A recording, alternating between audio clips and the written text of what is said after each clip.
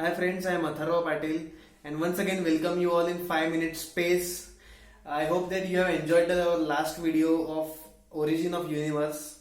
So in this video of Wonders of Heavens, we will discuss about stars, how stars are formed.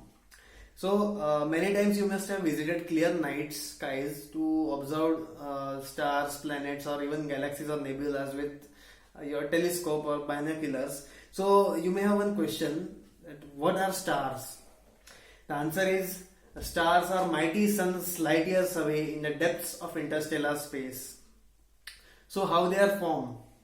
So let's begin. The stars are formed inside vast clouds of gases, mostly helium and hydrogen mostly. These vast clouds of gases are known as nebulas. Every star in our galaxy or in universe, every star which you see in night sky is born inside a nebulas. So what happens in nebulas? There is lots of matter, dust particles, gases in nebulas which are hot in temperature. So what happens? They are continuously randomly moving here and there and colliding with each other. So sometimes what happens? The local density in some regions of nebulas gets increased. Means sometimes the matter gets clumped together sometimes in some regions, due to which the mass density of that region also increases. More matter, more mass, more density. So that's why the more gravity is also there.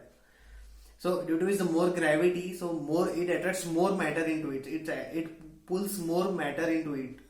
So this process continues to attract matter into it, increasing mass density, and this also increases temperature, because that matter gets attracted towards it. The temperature also gets increase of that region, due to which that region starts to radiate in infrared and then in visible light also.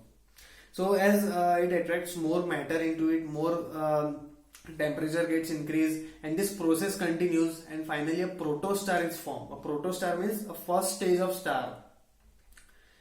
After a protostar is born, this process of attracting matter, increasing mass density and gravity goes on as time goes. So after this process continues till the temperature of the core of that region increases up to 15 million degrees Celsius, the temperature at which nuclear fusion reaction starts, and now a star is born.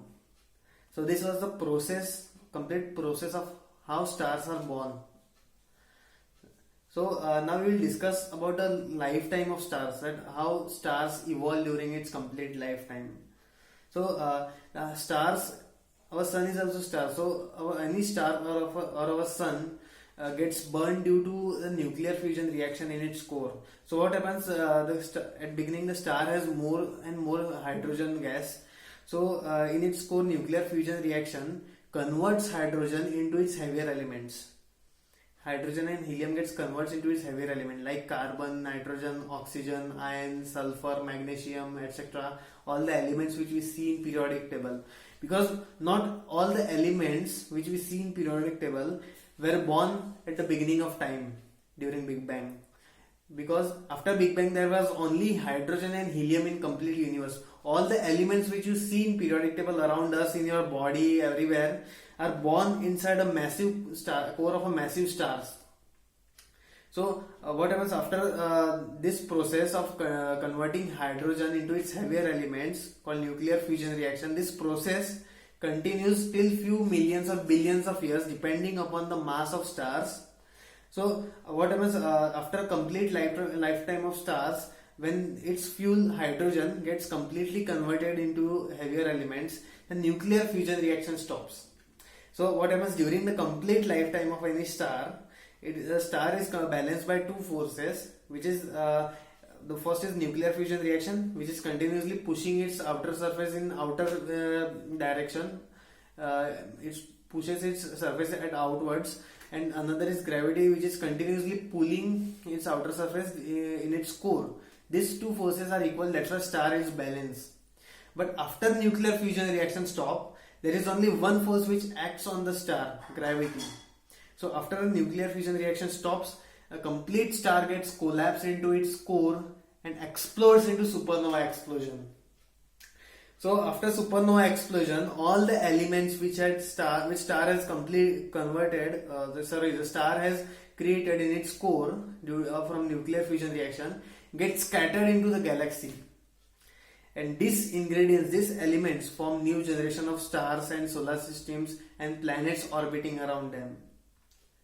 So every atom in your body has came from the star that explode. The atoms from your left hand are probably from a different star from your right hand. So we are all stardust. If that massive stars wouldn't exploded at ancient times, we wouldn't exist here.